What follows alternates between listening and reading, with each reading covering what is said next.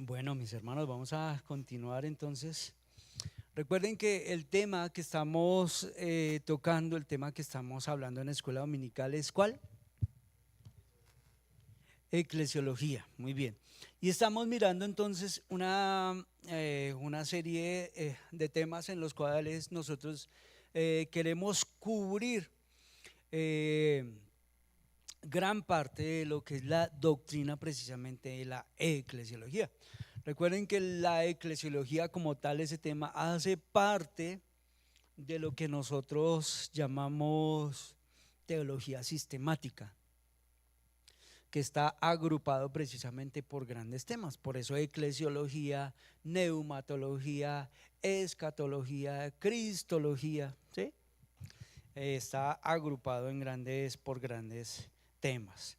Bueno, esta mañana vamos a detenernos sobre algo que es muy familiar para nosotros, pero el peligro de este tema es que así como es familiar para nosotros, puede perder su fuerza.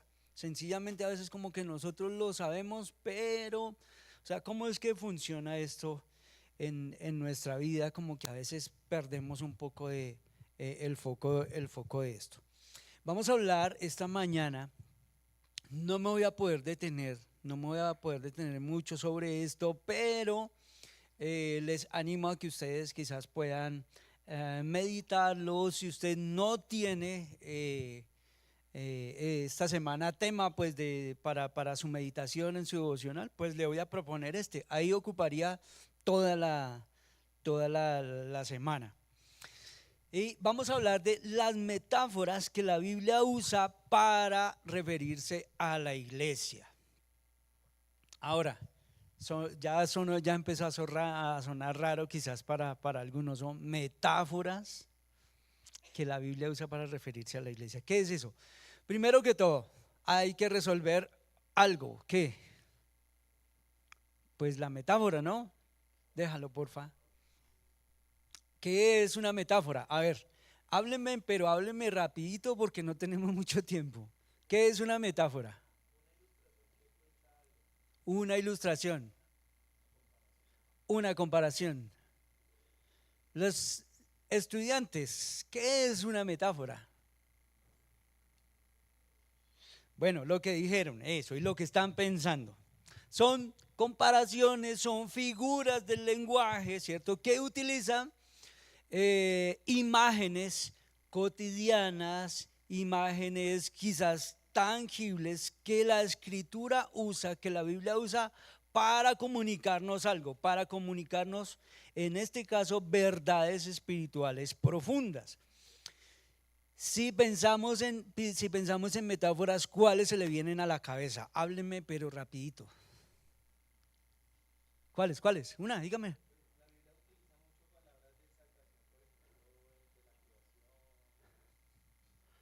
Me dejó en la misma. Una metáfora, Alex. El cuerpo. Una metáfora. ¿La qué? La novia. Eh, una imagen, un símbolo, una comparación. La luz, el pastor, bueno, ahora sí ya nos empezamos a ubicar. La vid, ¿cierto? Ok.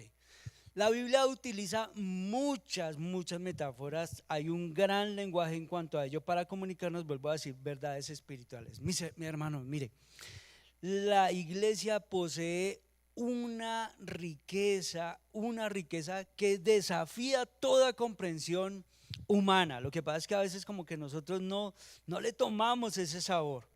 Entonces lo que hace el Señor es que utiliza a los escritores bíblicos y va a utilizar el estilo de cada uno de ellos y nos va a comunicar verdades profundas a través de un lenguaje sencillo que todos nosotros podamos entender.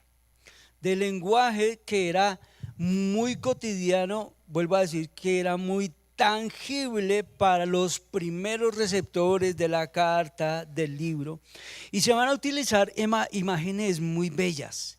se van a utilizar palabras muy hermosas para describir a la iglesia.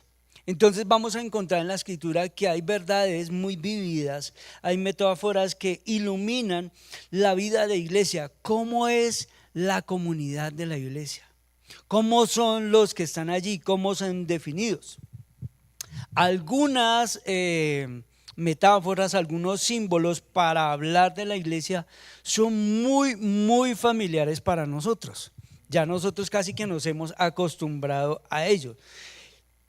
El problema con eso es que a menudo nosotros no nos damos a una reflexión consciente de esos símbolos y por eso pierden su fuerza y pierden su potencia en nosotros. Casi que nosotros a veces perdemos un poco de frente las implicaciones que tiene que nosotros podamos entender algo. Así que todo esto merece nuestra meditación, todo esto merece nuestra atención. Para los hermanos que están haciendo el discipulado y que durante un poquito más de un mes hemos estado hablando de teología bíblica, escúchenme los del discipulado.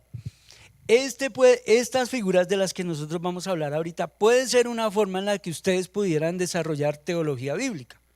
Entonces vamos a hablar, por ejemplo, de esta metáfora, de este símbolo.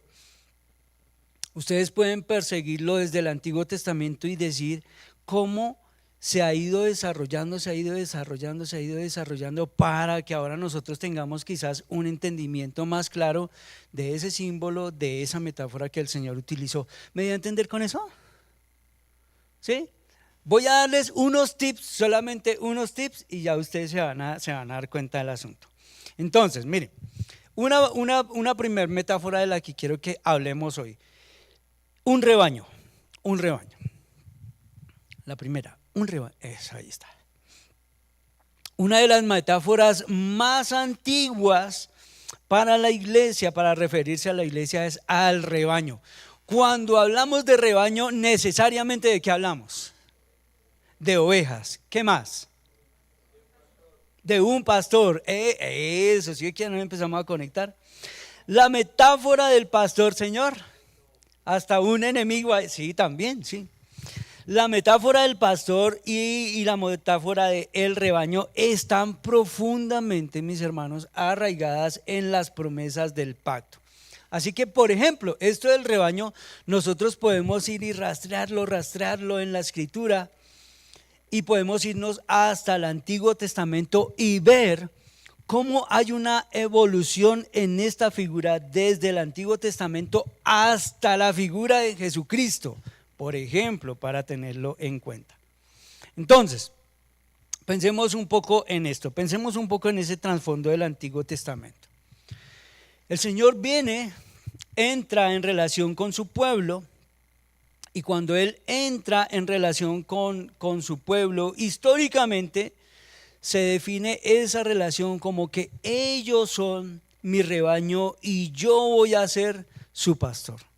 Y Dios viene y se muestra como entonces aquel pastor para ese rebaño. ¿Qué significa que el Señor sea pastor de un rebaño? Que guía, que cuida, que alimenta, que protege. Exactamente. Ahora, ¿por qué el Señor toma la figura de un rebaño? ¿Para qué época? Para allá, ¿cierto? Para nosotros esto de hablar de un rebaño hoy aquí, ¿cuántos tienen ovejas, cabritos? ¿Ninguno? Hermano, ¿pero qué pasó? Ya nosotros no vivimos en ese ambiente. Cuando nosotros vamos a La Guajira, allá sí, uno puede preguntar, bueno, ¿cuántos chivos tiene? No, tengo tantos. O sea, ese es el ambiente de allá. Claro, para el momento en la escritura ese era el ambiente. Por eso el Señor utiliza esa figura para ese pueblo, para esos receptores. Les digo, ¿cómo me muestro a ellos? Y el Señor viene y dice, se lo va a poner fácil.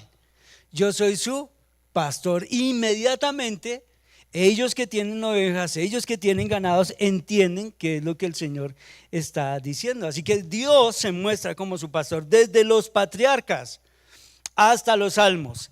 Es el Señor, como ustedes lo dijeron, quien guía, quien protege, quien provee a Israel. ¿Recuerdan algún pasaje bíblico, historia, salmo que les hable de él siendo pastor y de su pueblo? Dígalo, dígalo. Ah, claro. Y encontramos ahí al escritor bíblico pronunciándose entonces en esos términos. Recordarán ustedes, hermano, que los reyes, especialmente David, fueron llamados a pastorear al pueblo del Señor. Por eso, cuando falta un líder calificado en la Escritura, en el Antiguo Testamento, se dice del pueblo que ellos son como ovejas sin pastor. ¿Ah? ¿Qué tal eso? Chévere, ¿no? Así que, mis hermanos, esta metáfora es una metáfora muy especial, muy vívida para todos nosotros y refuerza la promesa entonces de que Dios es nuestro Señor, de que nosotros somos su pueblo, que somos ovejas y que estamos al cuidado y a un cuidado especial de parte del Señor. Ahora, todo esto va avanzando. Llega Jesús.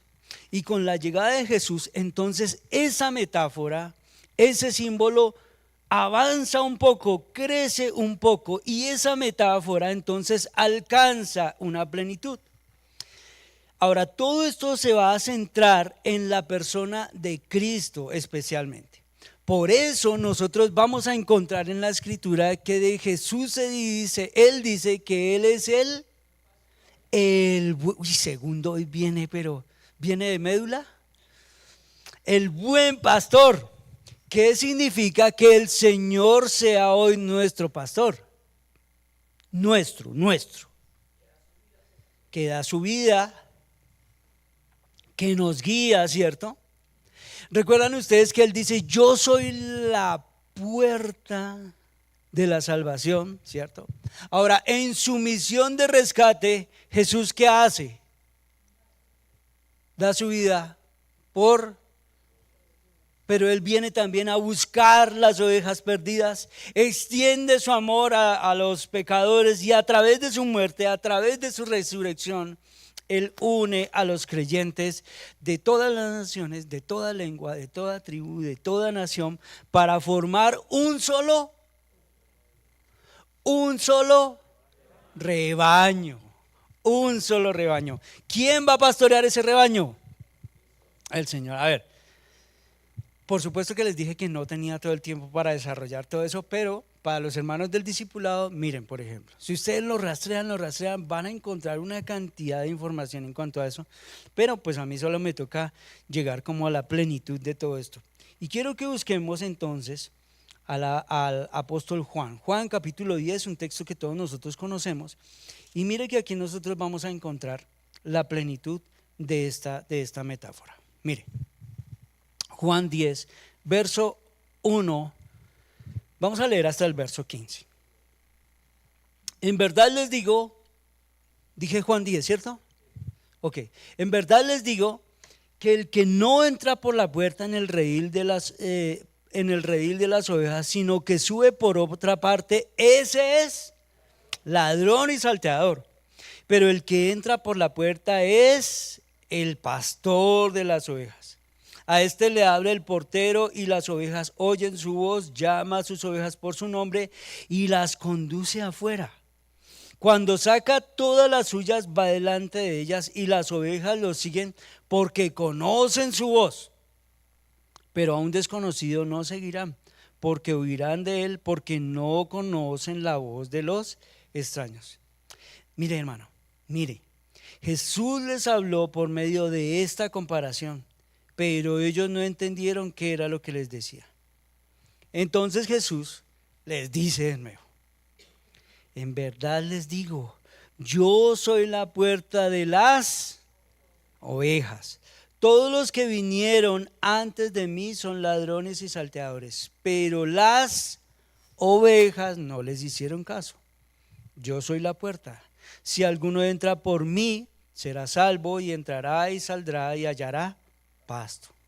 El ladrón solo viene para robar, matar y destruir. Yo he venido para que tengan vida y para que la tengan en abundancia. Y le sigue hablando el Señor. Les dice: yo soy el buen pastor. El buen pastor da su vida por las ovejas. Pero el que es un asalariado y no un pastor, que no es el dueño de las ovejas, ve venir al lobo, abandona las ovejas y huye. Entonces el lobo las arrebata y las dispersa. El asalariado huye porque solo trabaja por el pago y no le importan las ovejas. Yo soy el buen pastor y conozco mis ovejas y ellas me conocen. Al igual que el Padre me conoce y yo conozco al Padre y doy mi vida por las. ¿Ustedes se dan cuenta cómo el Señor en sus propias palabras está siendo tan insistente sobre eso? Ovejas, pastor, ovejas, pastor, ovejas, pastor. ¿No les parece muy especial?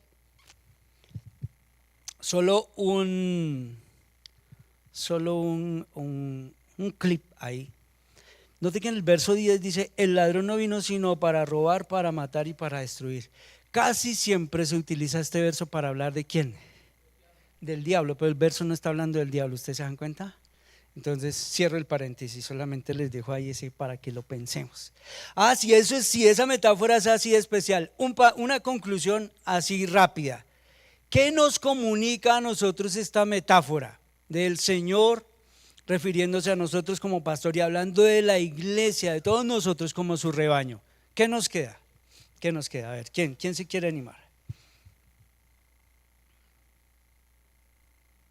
¿No les anima a ustedes ser ovejas? ¿Rebaño? Bueno. Ok, listo. ¿Alguien quiere apoyar un poco la idea de Diego? ¿Alguien? Ajá. ¿Y para qué nos sirve a nosotros eso? ¿Qué nos anima, mi hermana?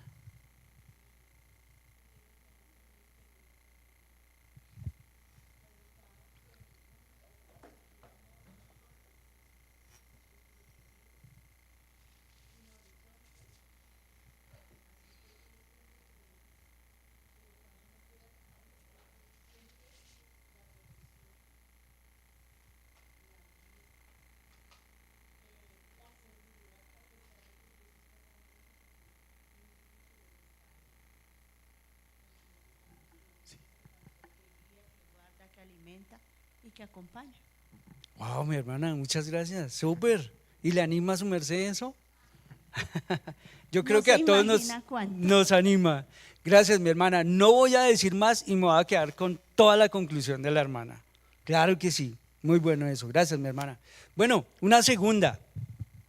La iglesia, la escritura también utiliza otra metáfora para referirse a la iglesia, hablando de un jardín, un viñedo o un campo.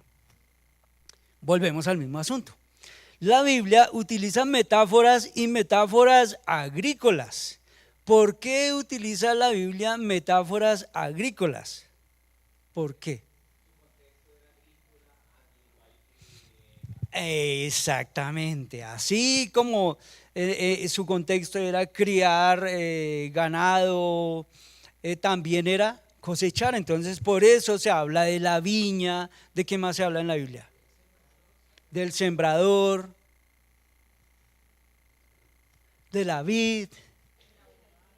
Señora,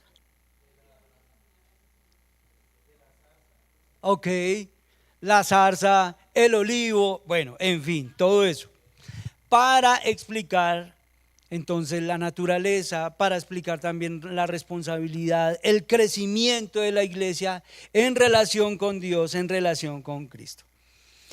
El punto clave aquí es este, hermano: la imagen de la viña ilustra que el pueblo del Señor tiene propósitos.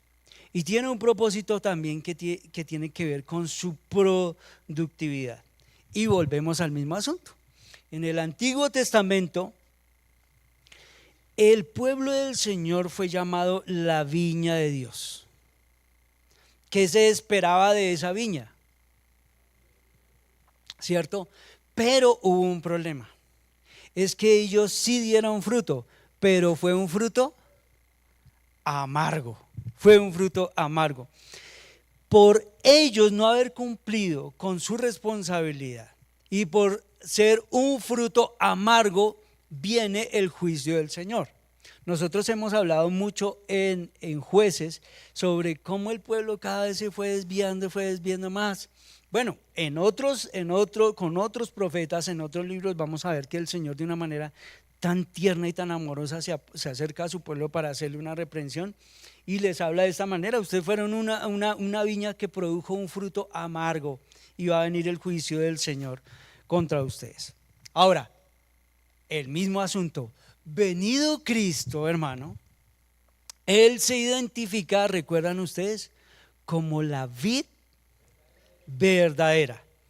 Así que el reino ya no se define por una descendencia genética, hablando solamente del pueblo de Israel, sino por esa unión espiritual del pueblo del Señor con Él. Entonces ahora se va a decir de los creyentes, de todos aquellos que están en Cristo, se va a definir con algo a ser cercano a esto de la vid, y se va a decir de los creyentes que ellos son por eso se va a referir a los creyentes como los pámpanos. O sea, ¿qué es un pámpano? ¿Sí ve? Que estamos tan acostumbrados al lenguaje que pierde su fuerza. Son como las ramitas, son solamente las ramitas. Esas ramitas, una ramita, se demanda de esa ramita para que dé fruto que esté unida. ¿A quién? A la vid. Y la vid es Cristo. ¿Se dan cuenta? Cómo esas figuras son figuras como tan especiales. De hecho, Pablo va a utilizar la metáfora del olivo en Romanos, y él va a explicar, hermano, cómo se conforma el pueblo del Señor. Y entonces él explica que cuando algunos descendientes de Abraham rechazaron a Cristo, ellos fueron cortados. Y en su lugar, los gentiles, o sea, los que no son judíos, ellos fueron injertados por la fe en Cristo. Así que el apóstol Pablo va a decir: ya no hay dos pueblos distintos, solo hay un organismo vivo, solo hay un árbol enraizado en las promesas que se hicieron a los patriarcas, claro que sí, pero que incluye ahora a judíos, que incluye ahora a gentiles, todo porque ellos creen en Cristo. Ahora, algo muy especial, y en lo que tiene que ver con nosotros como iglesia, es que finalmente se presenta a la iglesia como un terreno especialmente preparado de labranza. Aquí se siembra la palabra del Señor en este terreno.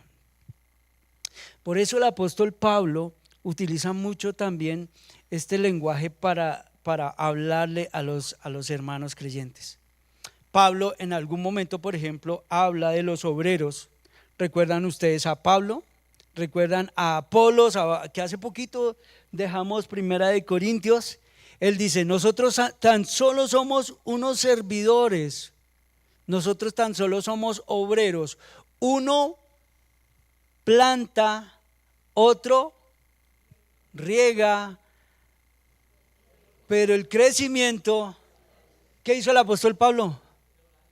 Utilizó ese mismo lenguaje de plantar, de regar, del crecimiento, un lenguaje que era muy familiar para todos ellos. Eso, hermano, nos permite enfatizar que el éxito, que el crecimiento de la iglesia no depende de nuestro talento, no depende del talento humano. Exclusivamente el crecimiento depende ¿de qué? De la gracia del Señor. Ahora, hablando de esta metáfora, hermano, nosotros, ¿cómo pudiéramos ser alimentados? ¿Cómo nuestra fe, cómo nuestra esperanza pudiera ser alimentada? En nosotros pensar en esta, ¿qué nos puede dejar? A ver, ¿quién me quiere ayudar con una conclusión?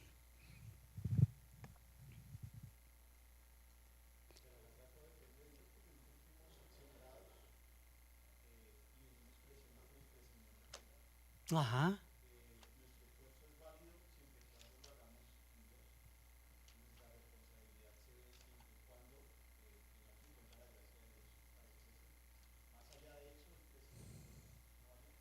Ajá. Bien, súper. ¿Qué más?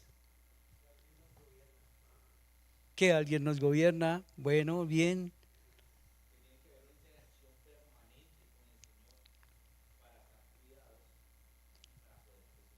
Ok. Mire, yo les leo las palabras del profeta Jeremías. Jeremías 11, verso 16 dice: Olivo frondoso, hermoso en fruta y forma, te puso por nombre el Señor. Con ruido de un gran estrépito, ha prendido fuego en él, y sus ramas son inservibles. Para hablarles un poco de la gran responsabilidad que venía sobre ellos. Pero quiero que recordemos las palabras del apóstol Pablo, las que yo les decía. Primera de Corintios capítulo 3. Yo se lo leo. Primera de Corintios 3, verso 6 al verso 9. Mire lo que dice, utilizando este lenguaje: yo planté, Apolo regó, pero Dios ha dado el crecimiento. Así que ni el que planta ni el que riega es algo, sino Dios que da el crecimiento.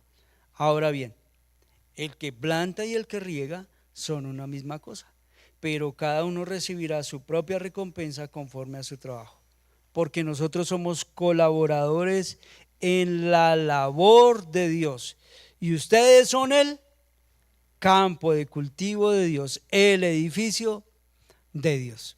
¿Sí está claro? ¿Sí?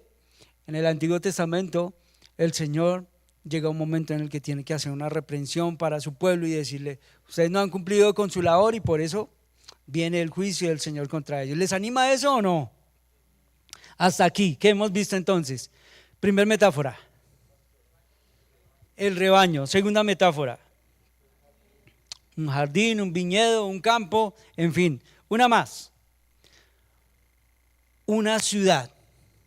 También puede hacer referencia a Jerusalén, también puede hacer referencia a Sión. Lo mismo para los hermanos del discipulado, lo mismo. En la Biblia podemos ver la evolución de Sión, podemos ver la evolución de Jerusalén como metáforas del pueblo del Señor. ¿Recuerdan ustedes que en el Antiguo Testamento había un lugar geográfico, el cual era llamado de esa manera?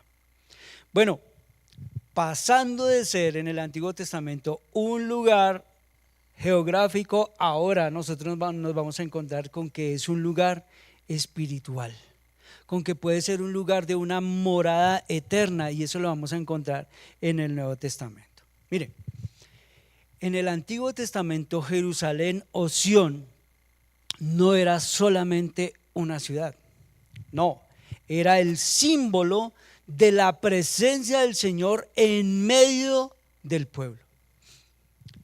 Se dice de Salomón que él edificó allí en aquel lugar casa para el Señor, ¿recuerdan? Cumpliendo él todas las promesas que se habían hecho a David. La ciudad llegó a representar a todo el pueblo redimido.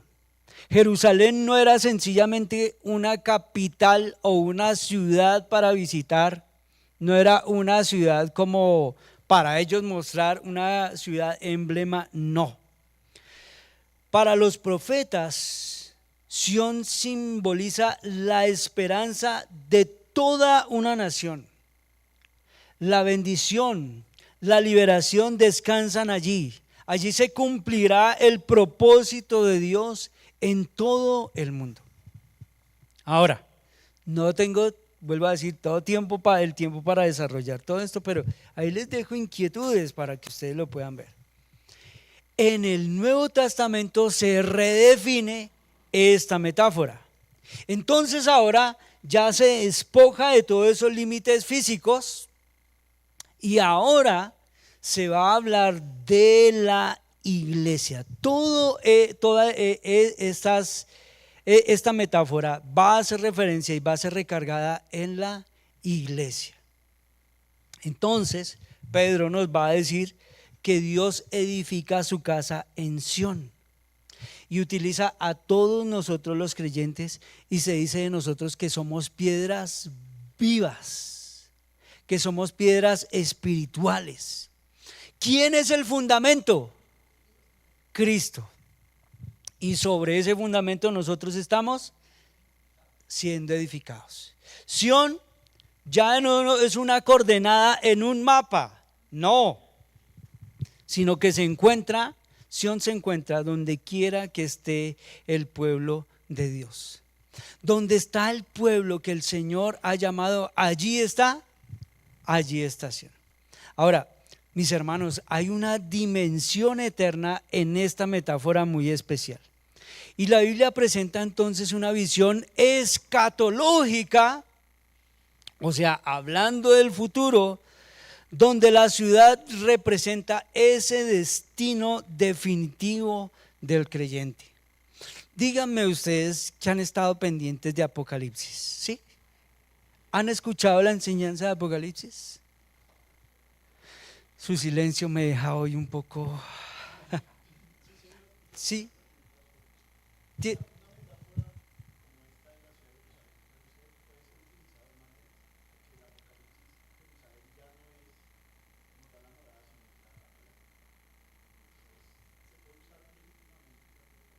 Ah, sí, pues la Biblia la utiliza, ¿no? La Escritura misma la utiliza. Claro, pero voy a referirme a la iglesia.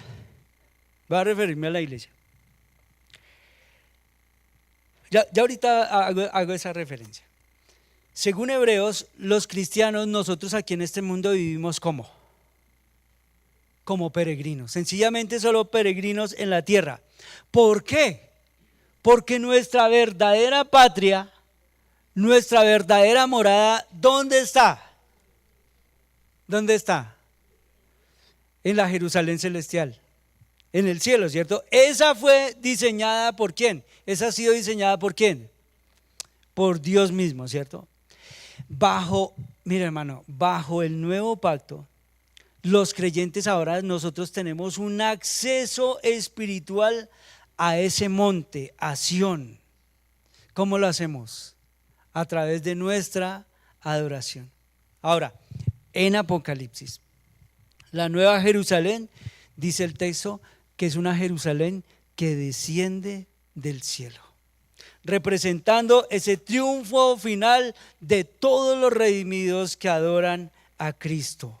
O sea, hablando del Cordero, de aquel que está sentado en su trono. Entonces, la idea central aquí es esto. La metáfora de la ciudad evoluciona. En el Antiguo Testamento era ¿qué? Un lugar físico en Israel, ¿cierto?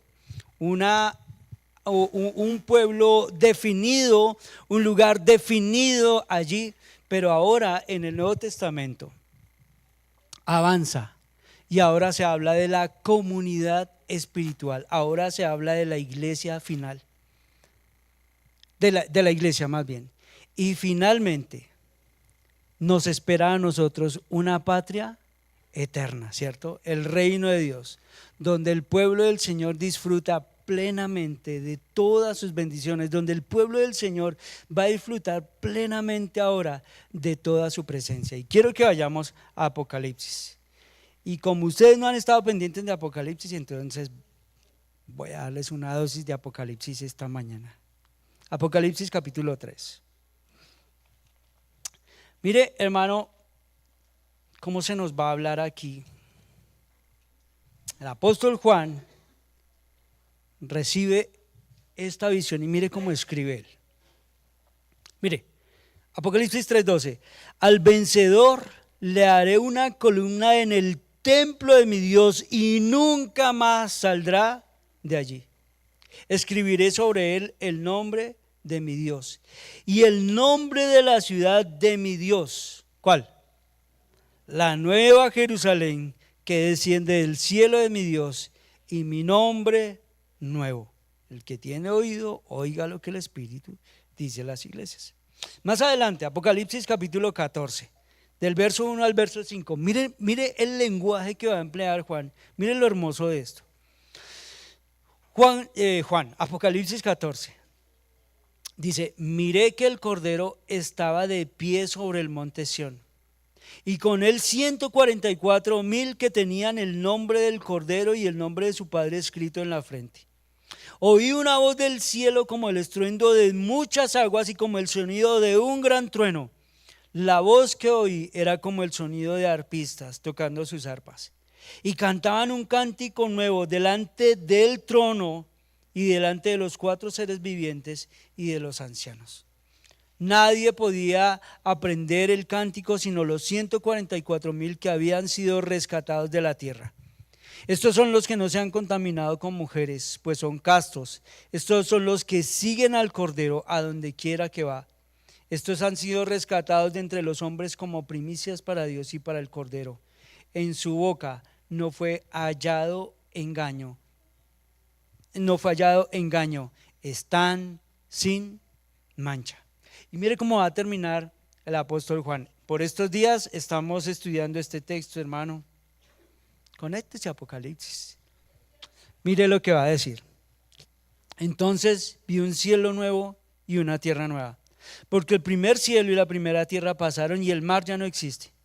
Mire, y vi la ciudad santa, la nueva Jerusalén, que descendía del cielo de Dios, preparada como una novia ataviada para su esposo. Entonces oí una gran voz que decía desde el trono: el tabernáculo de Dios está entre los hombres, y Él habitará entre ellos, y ellos serán su pueblo, y Dios mismo estará entre ellos. Mire esto, hermano. Él enjugará toda lágrima de sus ojos, y ya no habrá muerte, ni habrá más duelo, ni clamor, ni dolor, porque las primeras cosas han pasado. ¿Qué tal? ¿No les parece eso muy bueno? Una conclusión de esto. ¿Para qué nos sirve a nosotros como iglesia decir que somos una nueva ciudad, que somos la Jerusalén celestial, que somos el Sión que el Señor siempre planeó? ¿Para qué nos sirve a nosotros como iglesia eso? A perseverar en la fe. ¿Qué más? Esperanza, consuelo, ¿cierto? ¿Cuántos de ustedes hoy entran? ¿Cuántos de ustedes trajeron hoy un cabrito para ofrecer aquí? ¿Por qué? ¿Por qué no lo hacemos hoy?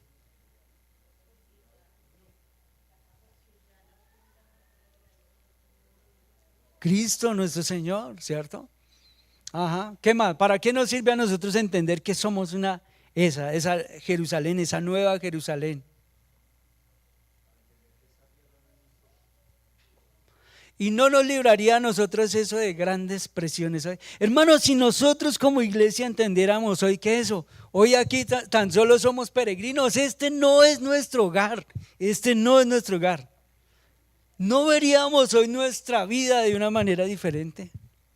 ¿No veríamos hoy nuestro trabajo de una manera diferente? ¿No veríamos hoy nuestra familia de una manera diferente? ¿No nos quitaríamos una cantidad de presión encima si en realidad nosotros tomáramos esto y dijéramos: Señor, ayúdanos y que esto pueda ser, que estas verdades puedan atrapar pues nuestro corazón? A ver, mis hermanos, porque ya no voy a alcanzar con todo esto, pero quiero que veamos uno más. La novia.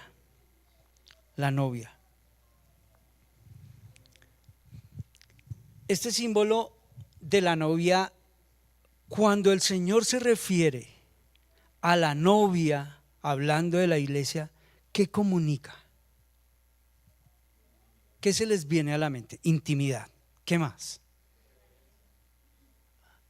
Reverencia, compromiso, apartado, amor, ok, entrega, comunión, unión, ok, pacto.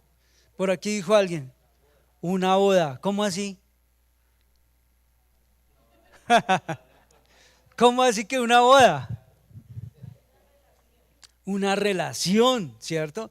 Mire que este es un símbolo de verdad, hermano, muy hermoso y muy profundo que a veces pierde su fuerza. Es eso, todo lo que ustedes han dicho, sí, Diego, esa relación nupcial de la iglesia que subraya todo lo que ustedes han dicho es cierto, la relación del Señor y su pueblo.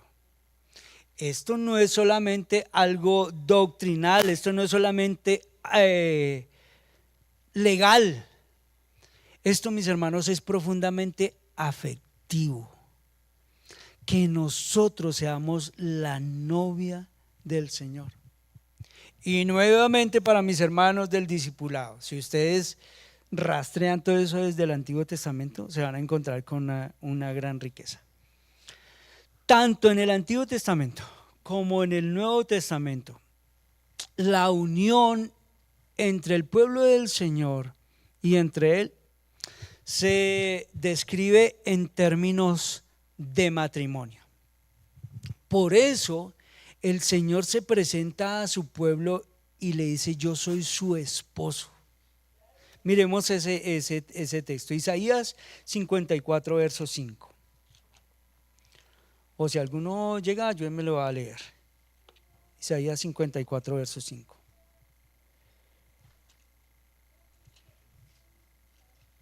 Y si no, yo se lo leo. Dice así: porque tu esposo es tu hacedor. El Señor de los ejércitos es su nombre. Y tu Redentor es el Santo de Israel, que se llama Dios de toda la tierra. Incluso, mis hermanos, cuando el pueblo desobedece, incluso cuando el pueblo no es fiel, el Señor sigue tratando a su pueblo como su esposa y nunca pierde ese rango. Señor, second.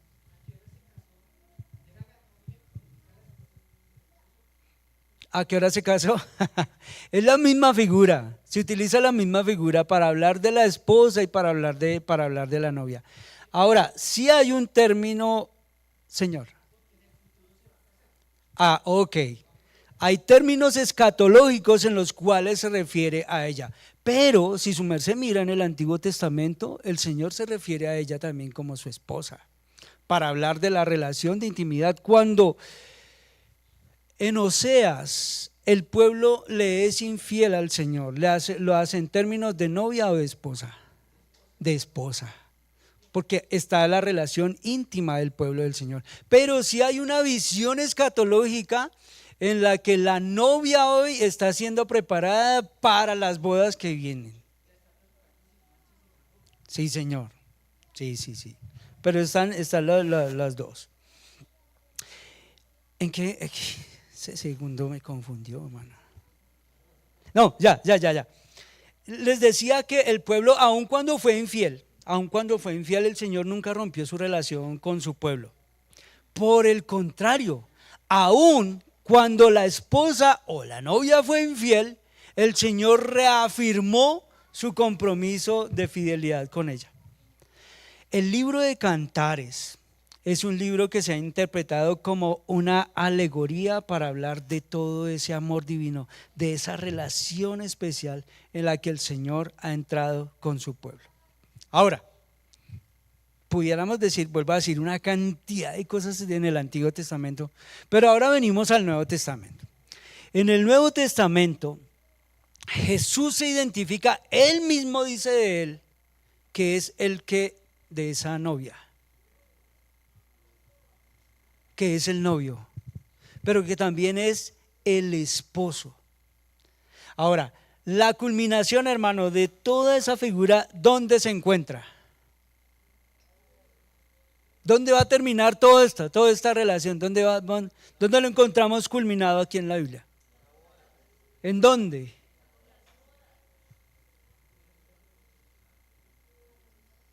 Mire cómo Apocalipsis toma todas esas figuras y nosotros podemos decir, se está hablando de la novia, se está hablando de esa boda, se está hablando, acabamos de hablar de la nueva Jerusalén, de esa nueva Jerusalén que desciende del cielo como una novia ataviada, como una novia vestida para su esposo. El final de toda esta figura aún espera, aún espera. Sí, hoy nosotros caminamos con una gran promesa, hermano. Y mire, esto no se nos puede olvidar. Acuérdense las hermanas que se casaron el día de su boda. Cada detalle fue preparado. Los zapatos eran los correctos. El vestido era el correcto. El peinado, el correcto. El perfume que iba a aplicarse ese día fue escogido para ese día. El manicure de ese día. O sea, había toda una preparación de esa novia. Mis hermanos, quizás a veces nosotros pasa un poco desapercibido lo siguiente. El Señor dice de su iglesia que es su novia, ¿cierto? Y que Él está hoy, ¿qué está haciendo? Preparando a su novia. Está trabajando en su novia. O sea, ese vestido está siendo preparado especialmente para esa novia. El Señor está trabajando en esa novia. ¿Para qué? Dice el apóstol Pablo. Para Él presentársela a Él mismo como una novia, quien está encargado hoy de todo el ajuar de la novia. ¿Sí se dice ajuar? ¿Sí? El outfit. ¿Es quién? Dios mismo. Dios mismo se está ocupando de ella. Mis hermanos, por eso es que nosotros cuando hablamos de la iglesia debemos tener cuidado. Porque nosotros a veces tendemos a resaltar mucho la mancha de toda la iglesia, el pecado de la iglesia, la irresponsabilidad de la iglesia, cómo la iglesia no cumple con su función, en fin. Pero hay que tener cuidado con eso. Si bien es algo que se debe señalar y que se debe apuntar hacia la responsabilidad de la iglesia, no podemos perder de frente que el Señor hoy está trabajando en su iglesia, que Él está obrando hoy en medio de su iglesia y que está preparando a su novia para Él presentársela, una novia sin mancha y sin arruga. Esto aún todavía tiene una parte final y es lo que nosotros leemos en Apocalipsis de manera especial. Dense en cuenta, mis hermanos, la metáfora no es solo poética, tiene muchas implicaciones prácticas en realidad para nuestra vida como creyentes. Bien, mis hermanos, aquí no basta solo con tener pureza doctrinal, que es lo que muchos buscan. Hay que advertir algo, mire. Hay personas que pueden ser muy fieles a la doctrina, depurar muy bien su doctrina, sin amar al Señor, sin amar a Cristo. Es como esto, es algo así como que una esposa que no comete adulterio, pero no tiene relación afectiva en realidad con su esposo. Esta identidad de novia, mis hermanos, debería a nosotros motivarnos a buscar una mayor pureza, una mayor sujeción amorosa al Señor. A ver, una conclusión rápida que alguien me quiera ayudar ya para ir terminando. ¿Para qué nos sirve a nosotros como iglesia entender que somos una novia? ¿Para qué?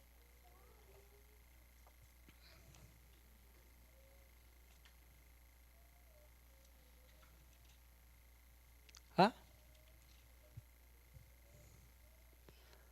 ¿No? ¿Ninguno se anima?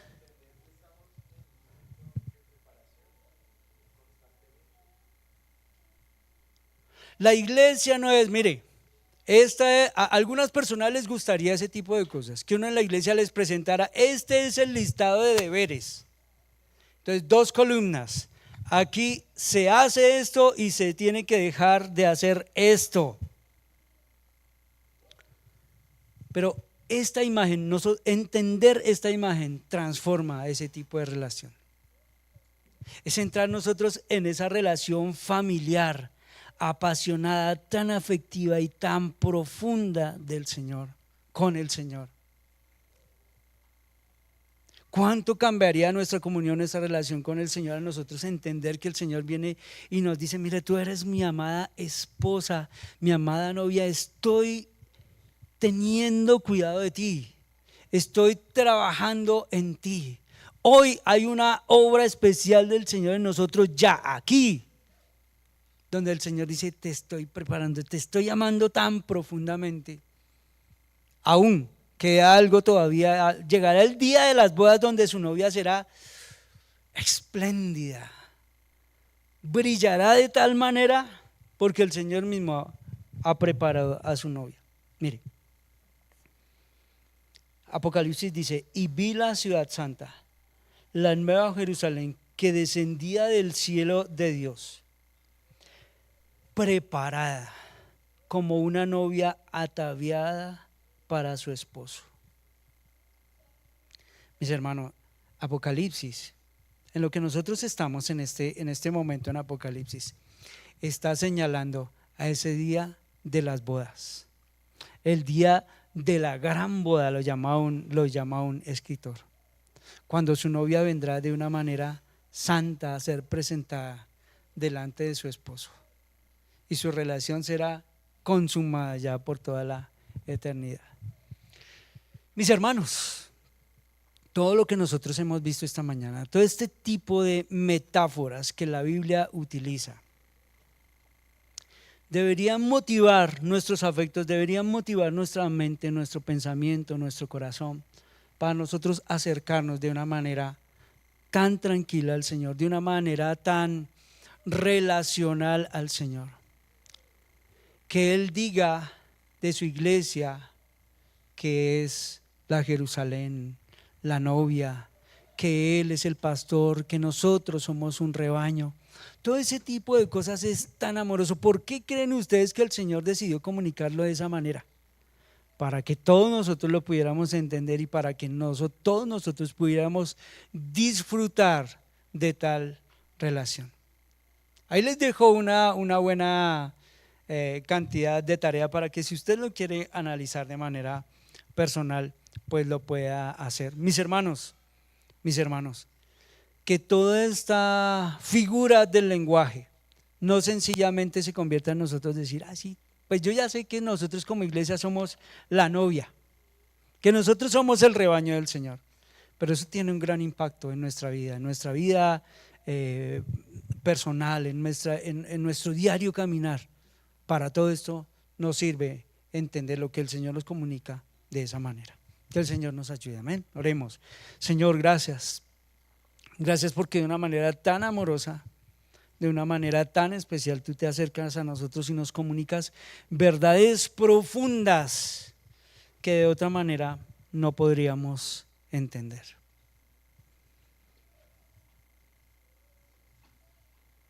Lamentablemente tenemos que decir, Señor, que nosotros nos hemos acostumbrado a este lenguaje, a decir de nosotros que somos rebaño, que tú eres el pastor, a decir de nosotros que somos la novia, que tú eres el esposo, a decir de nosotros hoy que tenemos seguridad a quien adoramos, pero muchas veces pierde su fuerza en nosotros porque nos hemos sencillamente acostumbrado a ello. Para nosotros poder entender profundamente necesitamos la verdad, no solamente de tu palabra, sino la gracia de tu Espíritu, Señor, que venga e ilumine nuestro corazón. Ayúdanos a disfrutar de nuestra relación, ayúdanos a disfrutar de nuestra comunión, que nuestros afectos puedan ser tocados mientras entendemos todas estas cosas que tú nos hablas en un lenguaje que nosotros podamos entender. Te ruego, Padre, que como iglesia nosotros aprendamos a disfrutar de todo ello y que la alegría y que el gozo, Señor, de poder entender nuestra relación en realidad afecten profundamente toda nuestra vida, nuestros afectos, nuestro corazón. En Cristo nuestro Señor te lo rogamos. Amén. Amén. Bueno, mis hermanos, 15 minuticos, vamos a tomar cafecito, aromática, por supuesto, para la comunión, para la relación, así que les animamos, mis hermanos, para ello también, para que nos saludemos.